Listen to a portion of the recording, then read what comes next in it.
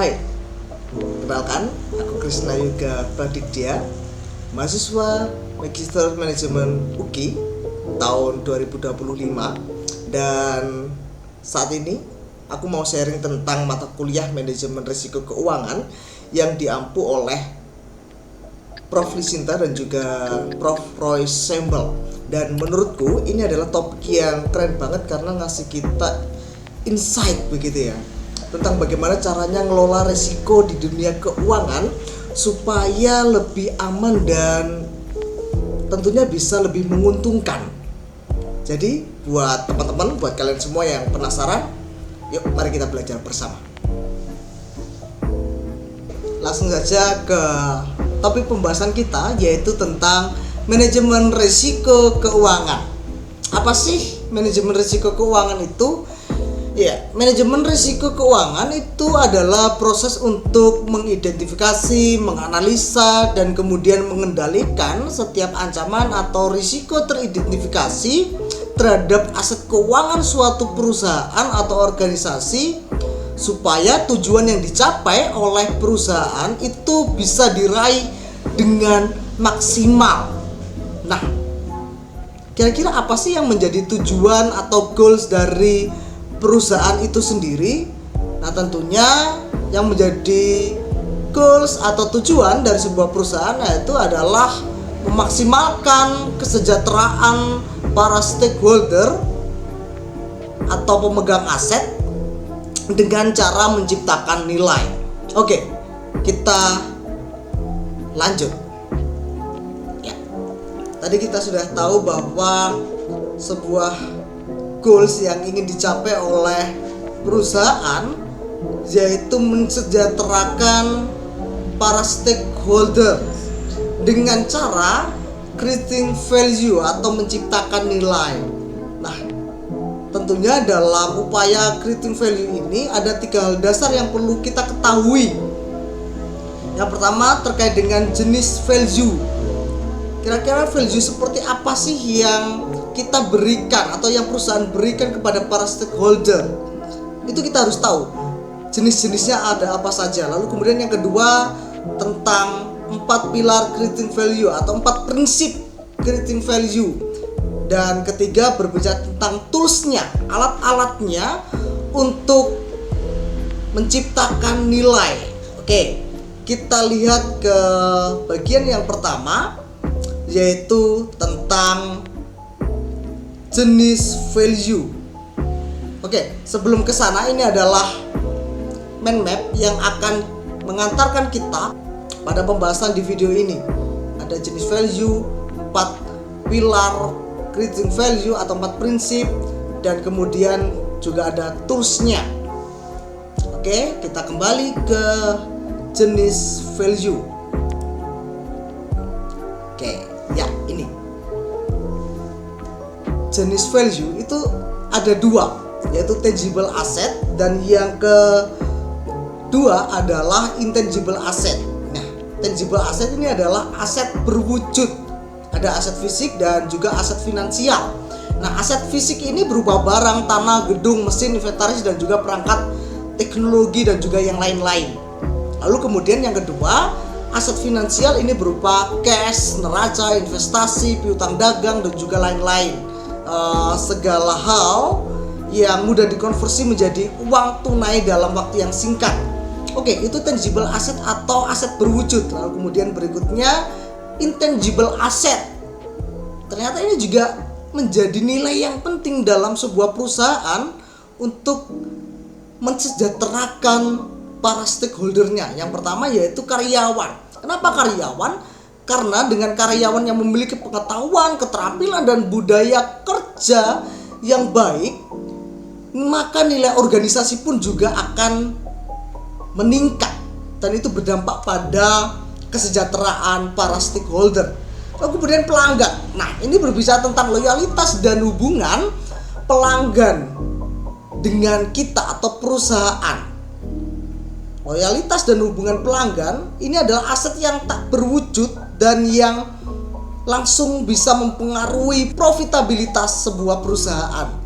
Kemudian ketiga yaitu organisasi, kepemimpinan, sistem perencana strategis dan juga budaya organisasi yang sehat itu dapat meningkatkan sebuah nilai.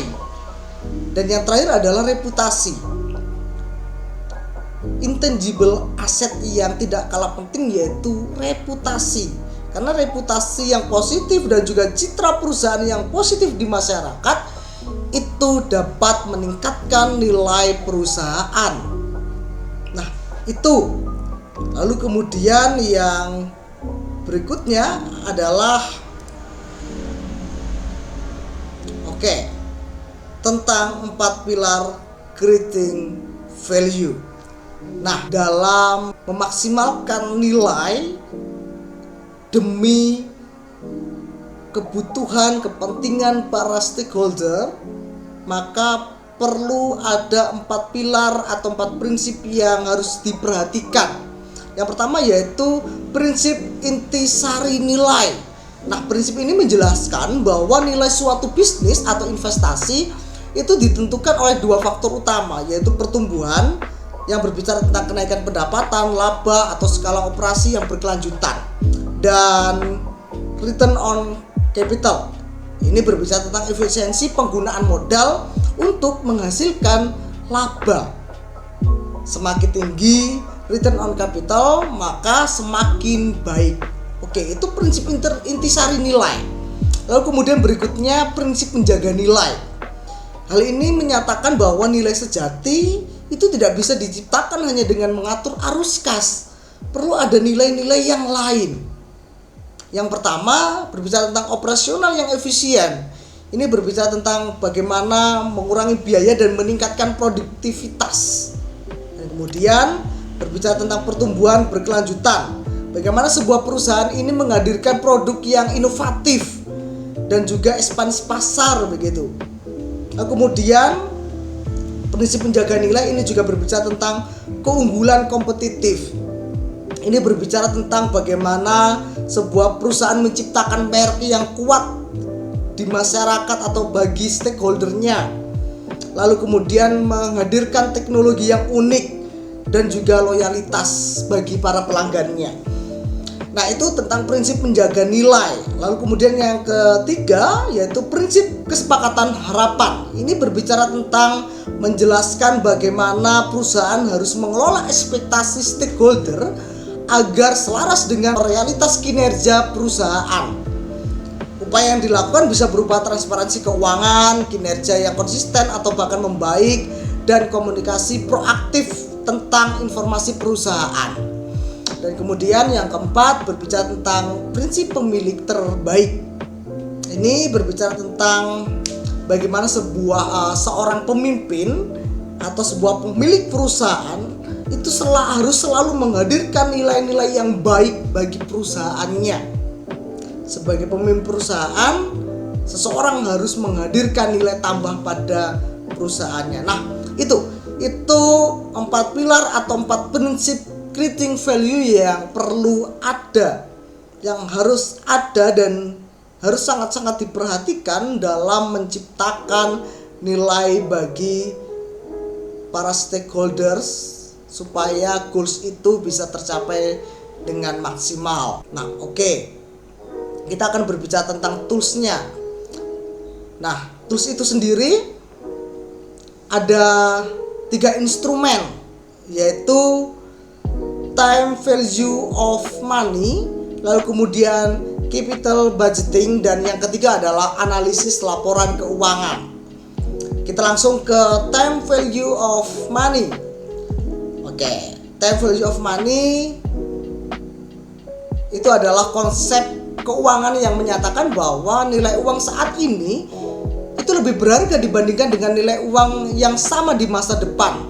Karena hal ini disebabkan oleh potensi uang tersebut untuk menghasilkan pendapatan melalui investasi atau bunga. Misalnya, uang 1 juta yang diterima hari ini itu lebih bernilai daripada uang 1 juta yang akan diterima pada tahun depan. Karena uang tersebut bisa diinvestasikan untuk menghasilkan bunga. Nah, dalam time value of money itu sendiri ada present value atau nilai sekarang dari jumlah uang yang akan diterima di masa depan, dan juga future value berbicara tentang nilai uang di masa depan setelah mengalami pertumbuhan karena bunga atau investasi. Nah, rumusnya adalah seperti itu. Future value sama dengan present value dikalikan dalam kurung 1 ditambah dengan tingkat bunga per periode pangkat jumlah periode waktu. Nah, itu. Oke. Lalu kemudian yang berikutnya tentang faktor kunci dari time value of money. Dan hal yang perlu diperhatikan adalah yang pertama yaitu tingkat bunga. Kenapa tingkat bunga ini perlu diperhatikan dalam konteks time value of money? Ya karena tingkat bunga ini atau bunga yang dihasilkan dari investasi itu sangat mempengaruhi pertumbuhan nilai uang di masa depan. Lalu kemudian periode waktu. Periode waktu itu juga mempengaruhi time value of money. Semakin panjang periode waktu, maka semakin besar potensi pertumbuhan nilai uang karena bunganya, begitu. Nah, kemudian yang ketiga adalah frekuensi penghitungan bunga. Nah, ini juga faktor penting yang harus diperhatikan karena bunga itu dapat dihitung secara tahunan, semi tahunan, kuartalan atau bulanan. Frekuensi perhitungan bunga itu dapat mempengaruhi pertumbuhan nilai uang. Dan untuk pengelolaan risikonya sendiri dalam konteks manajemen risiko keuangan, ketika time value ini diintegrasikan dengan manajemen risiko keuangan, maka ada beberapa langkah pengelolaan risikonya. Yang pertama berbicara tentang diversifikasi, yaitu strategi pengelolaan risiko di mana perusahaan atau individu menyebarkan investasinya ke berbagai jenis aset, industri atau pasar yang berbeda. Dengan diversifikasi, investor dapat mengurangi risiko yang terkait dengan kinerja buruk dari suatu jenis investasi. Lalu kemudian hedging. Hedging ini adalah strategi untuk melindungi nilai aset atau investasi dari perubahan harga yang tidak diinginkan, seperti misalnya fluktuasi suku bunga atau nilai tukar mata uang. Nah, tujuan utama dari hedging ini sendiri adalah untuk mengunci harga atau tingkat bunga tertentu sehingga risiko dari perubahan pasar itu dapat diminimalkan. Dan yang ketiga adalah pertimbangan inflasi. Ini berbicara tentang aspek penting dalam mengelola risiko time value of money, karena inflasi itu dapat mengurangi daya beli uang di masa depan. Mengabaikan inflasi dapat menyebabkan kesalahan dalam memperkirakan nilai real dari arus kas masa depan. Dan yang terakhir adalah net present value. Ini merupakan metode yang digunakan dalam analisis investasi untuk menilai profitabilitas suatu proyek atau investasi. Nah, NPV itu mengukur perbedaan antara nilai sekarang dari arus kas masuk atau benefit dan nilai sekarang dari arus kas keluar selama jangka waktu tertentu. Nah, itu terkait dengan pengelolaan resikonya. Oke, lanjut ke tools berikutnya yaitu capital budgeting. Nah, capital budgeting. Ada proses yang perlu dilalui dalam capital budgeting. Capital budgeting itu sendiri adalah proses perencanaan penganggaran untuk sebuah proyek. Nah, maka dalam rangka melakukan proses penganggaran sebuah proyek, ada sebuah proses yang perlu kita perhatikan. Yang pertama yaitu berbicara tentang identifikasi peluang investasi. Ini adalah langkah pertamanya. Identifikasi peluang investasi adalah proses mencari atau menemukan proyek atau aset potensial yang bisa menambah nilai perusahaan. Nah, itu. Jadi kita diajak untuk mencari proyek mana dulu nih yang potensial untuk meningkatkan nilai kita atau menambah nilai dari sebuah perusahaan, begitu. Nah, setelah sebuah perusahaan atau proyek yang berpotensi kita temukan, maka kita perlu melakukan evaluasi dan analisis. Nah, Proses evaluasi dan analisis ini sendiri memiliki instrumennya sendiri. Seperti ini. Ada NPV, internal rate of return, payback period, profitability index, dan accounting rate of return. Nah, NPV ini sendiri menghitung selisih antara nilai sekarang dari arus kas masuk dan keluar. Jika NPV ini lebih dari 0, maka proyek itu dianggap menguntungkan karena memberikan nilai tambah bagi perusahaan. Lalu kemudian internal rate of return. Ini berbicara tentang tingkat diskonto yang membuat NPV itu menjadi 0. Jika IRR atau internal rate of return lebih tinggi dari biaya modal, maka proyek layak diambil karena tingkat pengembalian yang dihasilkan lebih besar daripada biaya investasi. Nah, kemudian payback period. Ini adalah waktu yang diperlukan untuk mengembalikan investasi awal dari arus kas masuk proyek.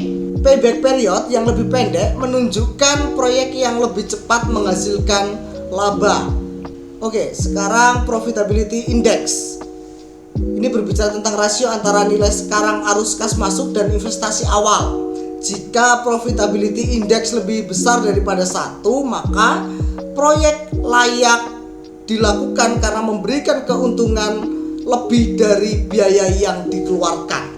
Nah, yang terakhir adalah accounting rate of return. Accounting rate of return ini mengukur keuntungan rata-rata tahunan dibandingkan dengan investasi awal. Metode ini memberikan gambaran tentang profitabilitas proyek dari perspektif akuntansi. Jika accounting rate of return lebih besar dari tingkat pengembalian minimum yang diharapkan, maka proyek layak untuk dipertimbangkan. Nah, untuk rumusnya bisa rekan-rekan lihat sendiri di atas penjelasan itu. Dan kemudian setelah melakukan evaluasi dan analisis, lanjut ke pemilihan proyek. Tentunya pemilihan proyek ini tidak bisa dilepaskan dari hasil analisis dan evaluasi tadi. Ketika segala sesuatu dalam evaluasi dan analisis itu tadi sudah dipertimbangkan dan ditentukan nilainya, maka perusahaan boleh memilih proyek yang potensial atau yang lebih potensial dibandingkan proyek-proyek yang lain. Nah, setelah melakukan pemilihan proyek, maka tinggal melakukan implementasi dari capital budgeting dan monitoring. Nah, tahap implementasi itu sendiri merupakan bagian dari bagaimana sebuah perusahaan itu mengalokasikan dananya, lalu kemudian meluncurkan proyek atau membeli aset dan juga sebagainya. Nah, itu tahapan implementasi. Lalu kemudian tidak hanya berhenti di sana, juga ada proses monitoring atau pengawasan. Ini berbicara tentang bagaimana sebuah perusahaan atau organisasi membandingkan realisasi capital budgeting dengan rencana anggaran, misalnya arus kas aktual dibandingkan dengan rencana anggarannya. Lalu kemudian evaluasi, penyimpangan dan koreksi jika perlu. Oke, terkait dengan pengelolaan risikonya dalam konteks manajemen risiko, itu ada diversifikasi investasi seperti yang kita bahas sebelumnya, lalu kemudian penggunaan discount rate, evaluasi risiko eksternal, analisis sensitivitas dan juga mitigasi risiko operasional. Oke, itu terkait dengan capital budgeting. Kita lanjut ke analisis laporan keuangan. Nah, analisis laporan keuangan sendiri berdasarkan sumbernya itu ada 2, yaitu neraca, berbicara tentang laporan keuangan yang menunjukkan posisi keuangan perusahaan pada suatu waktu tertentu. Lalu kita lihat tabelnya di sana ada aktiva dan pasiva, itu harus dalam satu tabel yang sama begitu, kanan dan kiri, dan nilainya itu harus seimbang. Nilai antar aktiva dan pasiva itu harus seimbang. Aktiva itu terdiri dari aset lancar, tetap dan tidak berwujud. Aset lancar itu mudah dicairkan kurang dari 1 tahun. Aset tetap itu digunakan dalam jangka panjang, misalnya gedung, tanah, perangkat yang lain begitu dan juga sebagainya.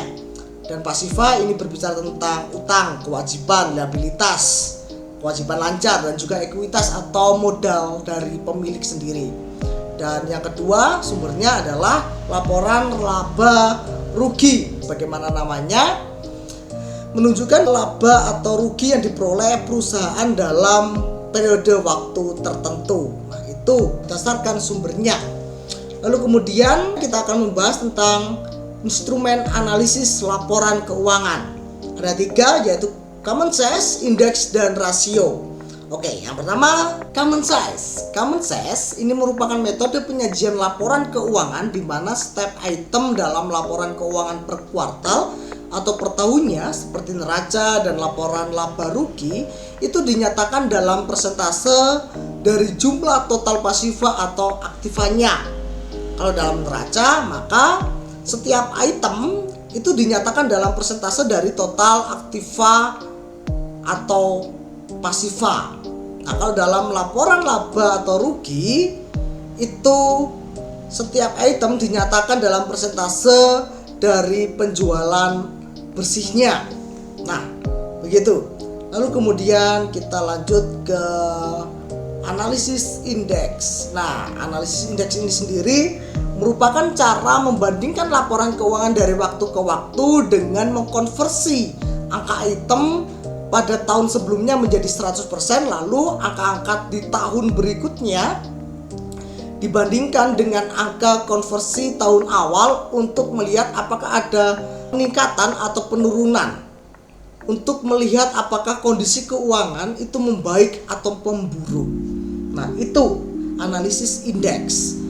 Oke, lalu kemudian analisis rasio. Analisis rasio kita lihat. Oke, analisis rasio itu sendiri ada 4 instrumen. Yang pertama ada rasio likuiditas, lalu kemudian rasio leverage, kemudian rasio activity, dan rasio profitabilitas. Nah, untuk rasio likuiditas sendiri itu merupakan sebuah instrumen untuk mengukur kemampuan perusahaan dalam memenuhi kewajiban jangka pendeknya menggunakan aset yang tersedia. Instrumennya yaitu ada current rate, di mana rumusnya adalah aktiva lancar dibagi dengan hutang lancar. Lalu kemudian ada juga quick ratio, yaitu aktiva lancar dikurangi persediaan dibagi dengan hutang lancar. Lalu kemudian rasio leverage itu merupakan instrumen untuk menilai seberapa banyak hutang yang dimiliki oleh suatu perusahaan dibandingkan dengan ekuitas atau total asetnya. Nah, untuk rasio leverage sendiri ada 4 instrumen, yaitu debt ratio, di mana rumusnya adalah total hutang dibagi dengan total aktiva. Lalu kemudian time interest ratio, di mana rumusnya adalah EBIT dibagi dengan beban bunga. Lalu kemudian fixed change ratio, itu rumusnya adalah EBT ditambah dengan beban bunga ditambah dengan sewa dibagi dengan beban bunga plus sewa. Lalu kemudian rasio debt service atau debt service ratio, yaitu EBT dibagi dengan bunga plus sewa plus angsuran pokok pinjaman dibagi dalam kurung 1 min tarif pajak. Itu terkait dengan instrumen dari rasio leverage.